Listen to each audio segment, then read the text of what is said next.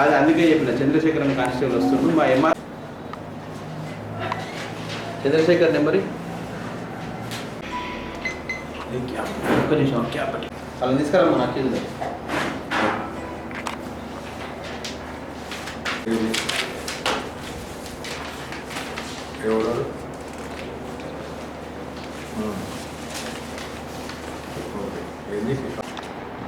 ఒక 10 నిమిషాల తర్వాత కాదు ఆడే ఉన్నాడు చంద్రశేఖర్ మాట్లాడమని కాదు చేరించి వాటర్ బాటిల్స్ ఇస్తుందా పట్టుకోండి ఇంకా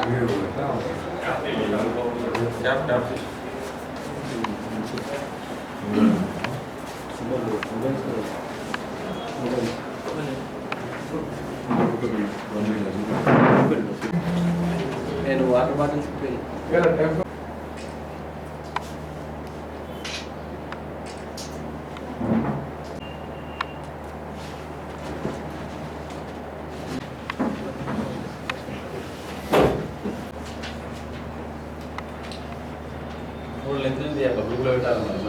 తీసిన సార్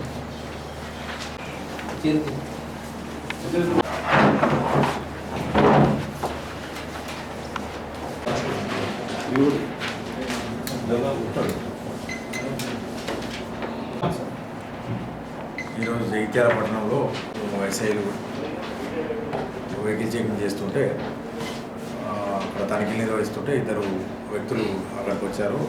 వాళ్ళు ఏంటంటే పాత నేరస్తులు విభూతి శేఖరు అండ్ గుమ్మాల వెంకటేష్. వీళ్ళని పట్టుకొని విచారిస్తుంటే వీళ్ళ దగ్గర దొంగ సొత్తు మొత్తం 72,700, 66,700 క్యాష్ మరియు 8 తులాల బంగారం 8 తులాల వెండి దొరికింది. వీళ్ళు ఏంటంటే గతంలో పాత నేరస్తులు చాలా కేసులలో కూడా ఇన్వాల్వ్ అయినారు. గతంలో వీళ్ళ మీద దాదాపు 10 కేసులలో కూడా ఇతడు విభూతి శేఖర్ అంటుడు వీరికి కన్విక్షన్ అయి ఉన్నది. తర్వాత వీళ్ళు జైలు ఉన్నప్పుడు ఈ ఏడు గుమ్మాల వెంకటేష్ తోటి పరిచయం అవుతుంది. అంతకుముందు ఈ విభూతి శేఖరు దేవాలయాల్లో దొంగతనం చేసినాడు. దేవాలయాల్లో దొంగతనం చేస్తే ఏంటంటే అప్పుడు కన్విక్షన్ వచ్చింది. అందులో ఎక్కువ డబ్బులు దొరుకుతలేవు అని చెప్పి ఈ శేఖరు దోస్తాన పట్టిన తర్వాత వీళ్ళు ఇళ్లలో దొంగతనం చేయాలనుకుని ఏంటంటే నవంబర్ 23లో వీళ్ళు జైలుకి వెళ్ళి రిలీజ్ చేయడానికి కలుసుకుంటారు. నవంబర్ 23 నుంచి ఇక్కడ మన జగిత్యాల పట్టణంలో దాదాపు 7 కేసులు మనం ఇంటికి దొంగతనాలు చేస్తాం. దాంట్లో సంబంధించి మనం ఈ సొత్తు రికవరీ చేసినాం. అందులో క్యాష్ వచ్చేసి 66,700 క్యాష్ వివిధ కేసులలో. తర్వాత 6,000 వర్త్ గల 8 తులాల వెండి రికవరీ చేయడం జరిగింది.